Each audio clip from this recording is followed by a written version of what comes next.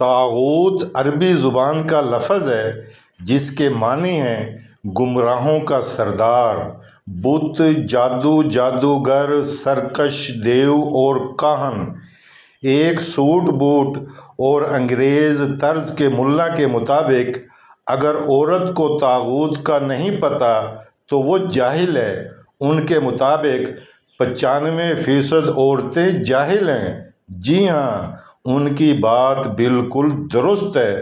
جو عورت کسی طاغوت کو اپنا مجازی خدا سمجھ بیٹھتی ہے وہ واقعی کم عقل، کم علم اور جاہل ہے، کیونکہ اس کا شمار معاشرے کی ان 95% میں ہوتا ہے جو اپنی شرافت اور انکساری کی وجہ سے اپنے ارد گرد طاغوتوں کو پہچان نہیں پاتی۔ جو پہچان جاتی ہے وہ باقی 5% کے ساتھ شامل ہو جاتی ہے تو وہ کسی چوک میں اپنے حقوق کا مطالبہ کر دیتی ہے۔ پھر انہی طاغوتی مردوں کے نزدیک وہ بدکار، بد چلن اور 2 ٹکے کی ہو جاتی ہے، کیونکہ 95% اپنی ارد گرد طاغوتوں کی وجہ سے اپنی جائز خواہشات کا گلا گھونٹ دیتی ہیں۔ وہ اپنی محبت کا اظہار نہیں کر سکتی تاکہ کوئی طاغوت غیرت کے نام پر قتل نہ کر دے۔ وہ نوکری پر گھر سے باہر نہیں جا سکتی کیونکہ کسی طاغوت کو لگتا ہے کہ اس جیسا کوئی طاغوت باہر موجود نہ ہو۔ کچھ طاغوت تو پڑھانے کو بھی اپنی طاغوتی طاقت کے خلاف خطرہ سمجھتے ہیں، اور کچھ طاغوت فیصلہ کرتے ہیں کہ ان کی بہن بیٹی اگر پڑھے گی تو کیا پڑھے گی، کیونکہ نٹشے کے مطابق کسی فاتح کی فتح تب تک قائم رہتی ہے جب تک مفتوح کو شعور نہ آ جائے اپنی آزادی کا، اور ایسی زہریلی ذہنیت ان طاغوتوں کی ہے جنہوں نے نہ جانے کتنی عورتوں کی خوشیوں کا خون کیا۔ کچھ جعلی ملا نما طاقتوں کے مطابق تو بیٹی کو سکول بھیجنا بھی ضلالت ہے، لیکن اسی بیٹی کے نام پر آئے سرکاری فنڈ کو ہڑپ کرنا فرض اول سمجھا جاتا ہے۔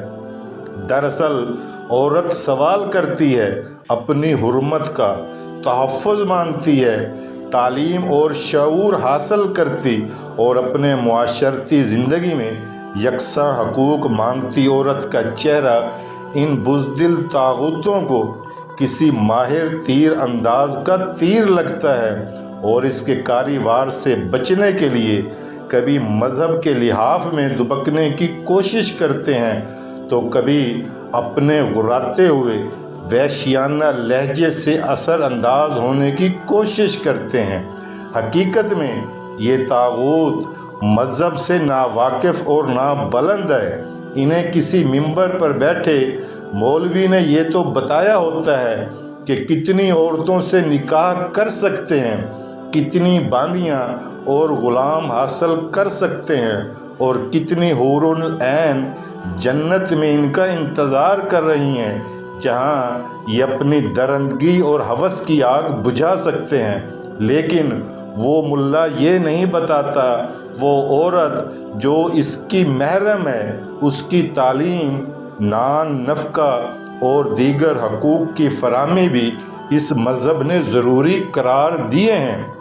سوال تو یہ بنتا ہے، کیا ان 95% عورتوں میں مینار پاکستان پر جانے والی وہ عورت بھی شامل تھی جہاں طاغوتوں کا ایک جھنڈ اسے کاٹنے کو دوڑ رہا تھا؟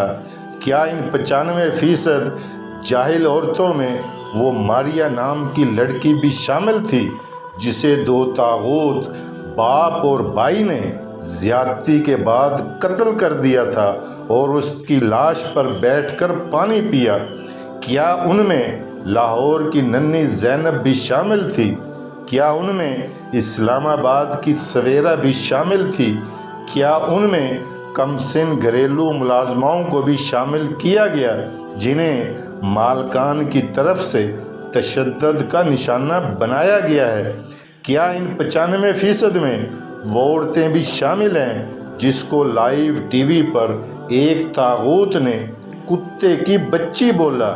क्या उनमें 95% वो जिस्म फरोश तवाइफें भी शामिल हैं जिन्हें कुछ दरिंदा सिर्फ तागूत अपनी अयाशियों के लिए सिगरेट वगैरह से टॉर्चर करते हैं या कत्ल कर देते हैं? और अगर ये सब शामिल हैं तो इन्हें जाहिल रखने का सेहरा किस तागूत के सर जाता है? अगर किसी को इन सवालों के जवाब मालूम हो तो मुझे भी आगाह कीजिएगा। आपका शुक्रिया।